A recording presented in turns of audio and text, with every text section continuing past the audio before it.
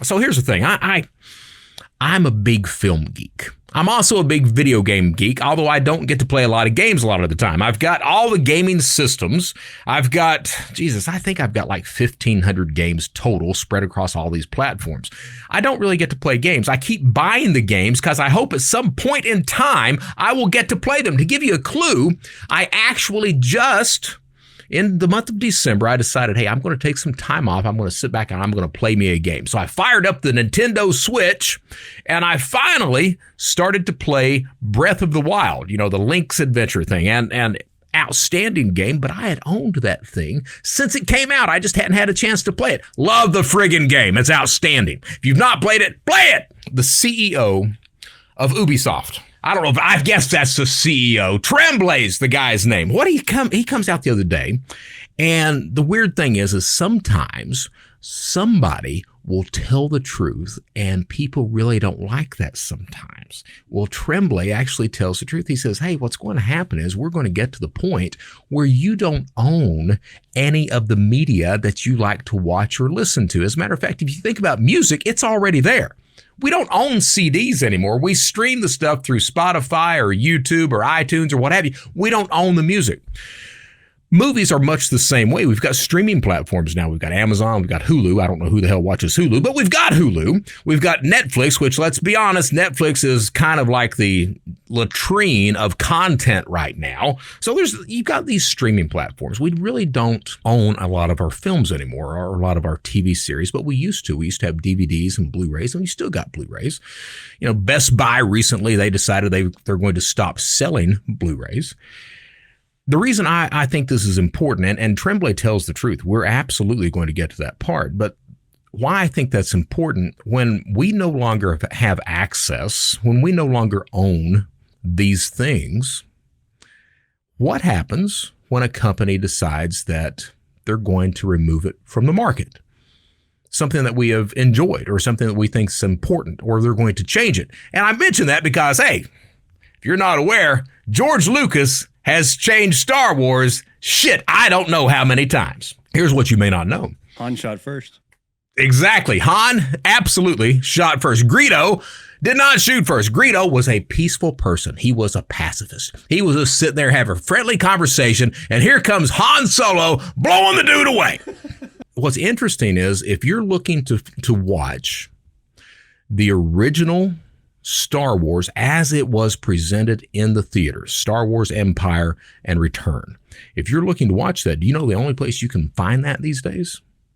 Laserdisc has them, and there was a THX version released on VHS.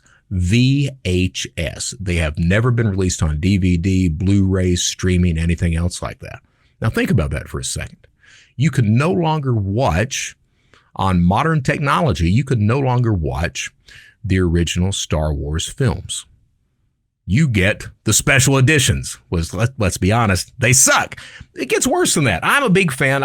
When I was a criminal, I had a $30,000 DVD collection. I wanted to have a reference library so that I could pull any type of film shot that I wanted to pull. So I had the Riefenstahl film, Leni Riefenstahl, which is Triumph of the Will. It's a Nazi film, all right? Riefenstahl was the filmmaker for Adolf Hitler. Now, why is that film important? That film's important if you've ever watched Star Wars, because that whole end scene, that scene comes from Triumph of the Will. So I wanted to have these original shots so that if I ever wanted to reference them, because I fancied myself a bit of a screenwriter, if I ever wanted to reference them, I could just pull the shot, look at it, and go from there. I'm not a huge fan of Disney, but there's a film called Song of the South, which if you've ever been to Disney World, Splash Mountain, Briar Rabbit, that's Song of the South. Have you ever seen Song of the South? Probably you've not. Now, why haven't you seen it? Well, it turns out